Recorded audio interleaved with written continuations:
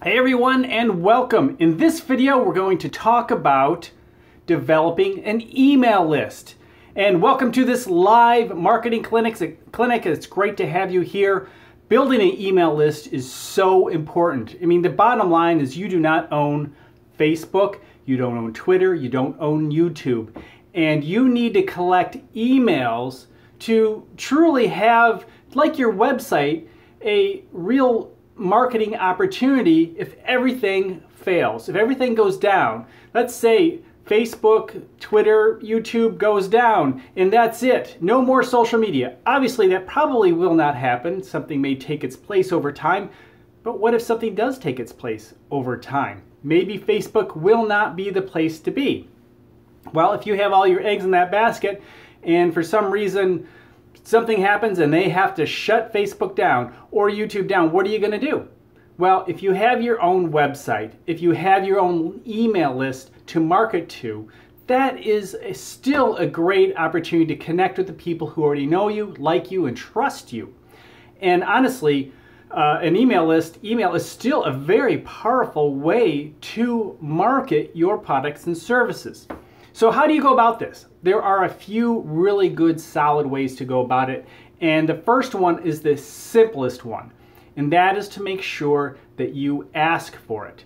You ask for emails and let people know that they can go to your website or click a link, which I'm going to talk about a little bit further in a moment. But even your website or blog, you should have a place for people to put their email in. So maybe they receive your RSS feed of your blog on a daily basis or whenever you upload a new blog or publish a new blog. Make sure that you use, honestly, I would say you should use a pop-up. Pop-ups are really effective. I know everybody complains about them. The reality is they work really, really well. I went from just here is my location up in the upper right corner. Just put your email in if you want to receive my regular updated blog posts. And from there, I was maybe getting 1 or 2 a week. And about 2 years ago, I installed a pop-up. And from there, immediately, I went from maybe 1 or 2 a week with the same amount of traffic. I end up with 2, 3 a day, sometimes more if it's a really popular blog post.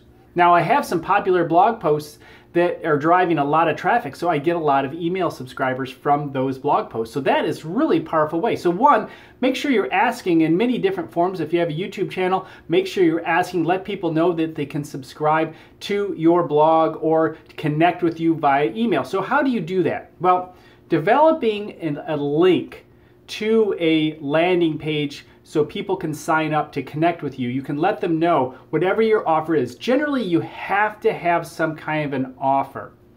That offer could be an instant list, like the top 10 things of how to do something, additional information, or the opportunity to add or receive additional knowledge or announcements. For example, if you have a YouTube channel, you can let those people know, if they click on the link in your description, takes them to a landing page, they can fill it in, you will let them know. You segment that email list, which we'll talk about in a moment, but those people will be notified as soon as you upload a new video. So that's a really powerful way to help your channel or blog or other social media. Maybe you're going live in 20 minutes on Facebook. Well, you can send those people an email, and during your Facebook Live, you can say, hey, if you want to be notified before I go live, make sure you click the link below and go to the landing page and fill in your information, your name and email, and I'll let you know beforehand. That is a very good way to gather those emails. So asking, making sure you have a form on your blog or website, and of course a link, creating a link to a landing page that asks for it. And you can put that link in different places that you own, such as your Facebook page. Now, there are places you can put stuff on Facebook, but in your YouTube comments or once in a while sharing on Twitter, letting people know, hey, if you want updates or information, certainly, go to this, click on this link and go to the landing page. And you'd be surprised at how many people will do that. But a really powerful way that I have found, and I'll give you an example. I have a blog post on pricing for photographers. and it does really well, and I get hundreds of people every single day there.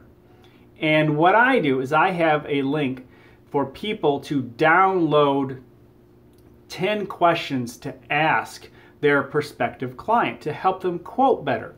It's a value add to the actual blog post. And I get people clicking on that link all the time. I got 1,000 new people in 1 year, actually over 1,000 come to think of it, in 1 year just from casually clicking on that link in old blog posts.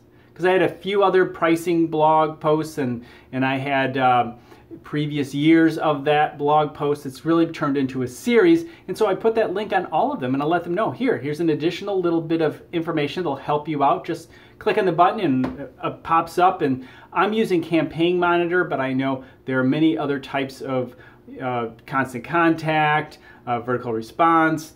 There are a number of different platforms that you can use, MailChimp, that will provide you different opportunities to capture those emails. So that is one that has worked really, really well, and it's actually competing with and will probably soon surpass my actually subscriptions to that blog.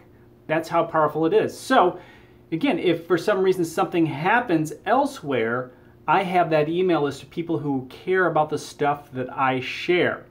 Now, segmentation is really important, and one thing I like to do is segment based on where they got the information. So for example, if I was going to, which I do, I have a little link on YouTube to connect, and if people sign up for that link, I have them in a specific area, YouTube subscribers. If people are looking for pricing, on the blog, and they wanted to download that little form, well, they're going to be in another section. The reason being, when I send information, I want to send the right message to the right people, to the proper people. You don't want to send mixed messages. So some people who are looking for pricing for photography don't care much about the latest social media. So that would not be something I would mix and match. But sometimes it's a business related item that could go across multiple lists, and that can work out, and you can click multiple lists and send those out. So you make sure you segment so that way, and this is kind of a looking back of how you can keep people on your email list. Half of developing an email list, we're just talking about how we can get new email subscribers, but how about keeping them? And one of the best ways to keep them, every time you send an email out, you're always going to lose a few.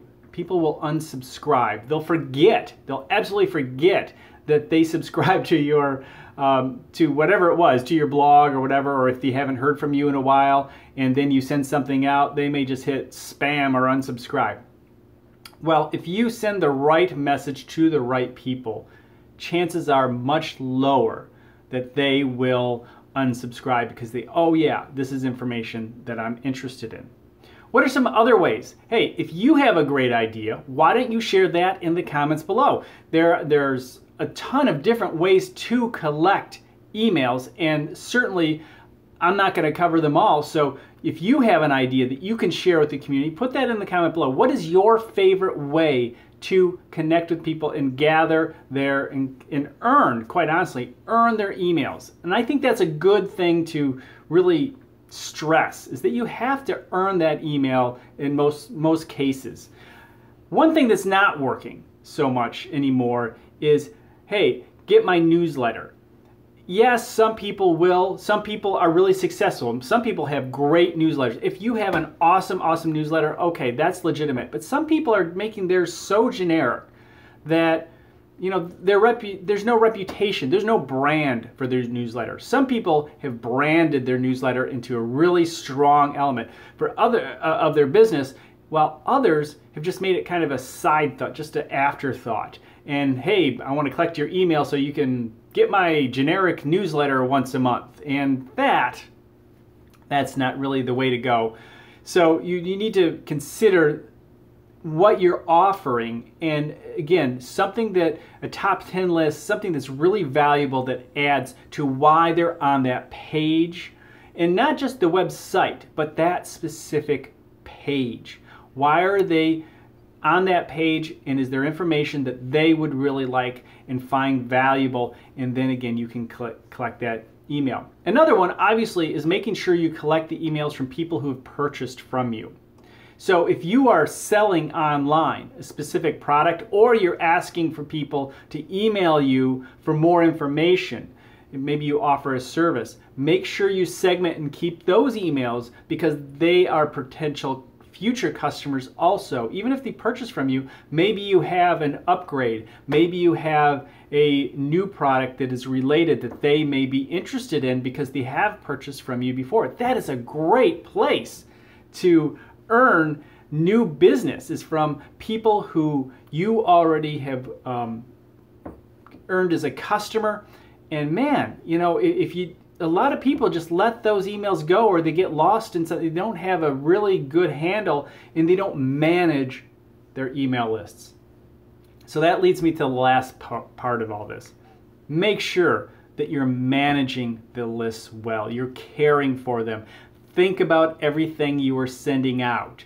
And another way, I'll say at the very last thought here, is using that email to earn more emails. In other words, ask people to share your email, whatever it is, and let them know that they can share whatever it is that you are offering. In other words, let them know other people can get it too, and to share that email saying, hey, here, just go to this landing page and you can have your own whatever, or you'll be on this list, or you'll earn the great opportunity.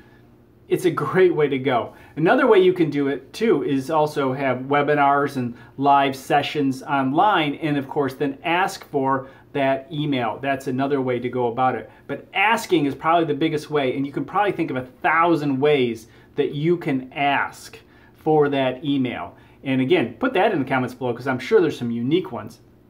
But managing, just to wrap it all up, I know it kind of went in a couple different directions there, but managing your email list like it's your own child. It's something that you are, really care for, and that you're not just sending emails out to send emails out. Because every time you send an email out, it's the reputation of that list that is at stake. And you will lose some people. For example, last year, I started to blog every single day. And during that time, not everything that I was sending out was of the highest quality.